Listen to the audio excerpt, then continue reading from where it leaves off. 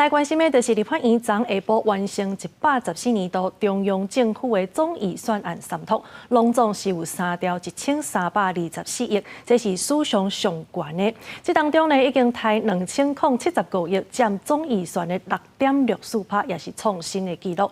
总统赖清德是表示讲，不管是贷调也是冻结的，拢是有史以来上介济的，这对政府是造成真大影响，完全无法度接受。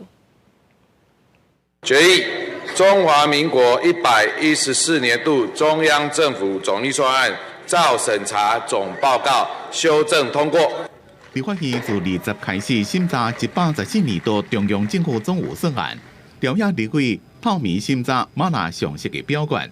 立院若被顾到人数的优势，用赞成54人，反对43人通过三读。在野党伫现场拍板反好。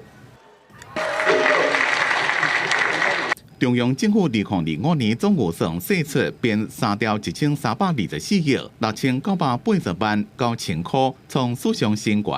严过在野党先是通干3,939亿7500万，国委员会总共367亿3763万。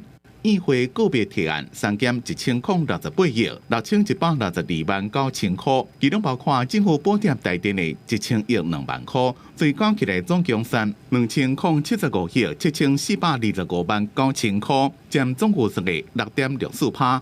上尾总预算释出是降到2兆9248亿9555万。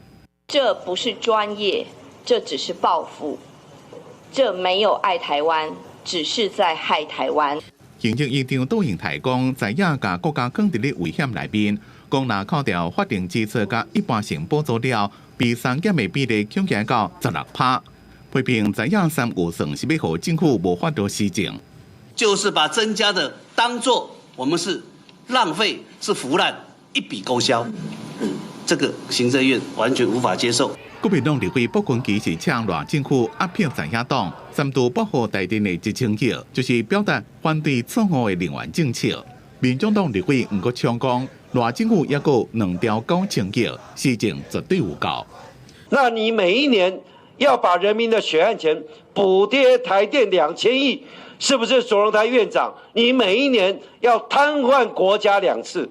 我也要警告行政院院长卓荣泰，请不要 再利用错假的讯息来制造社会的对立冲突。总统赖清德立案发文讲，总预算比3减冻结拢是2年来上悬，各行各业受影响的程度无法度估计，而且无往例通看，对政府的影响是史无前例，完全无法度接受。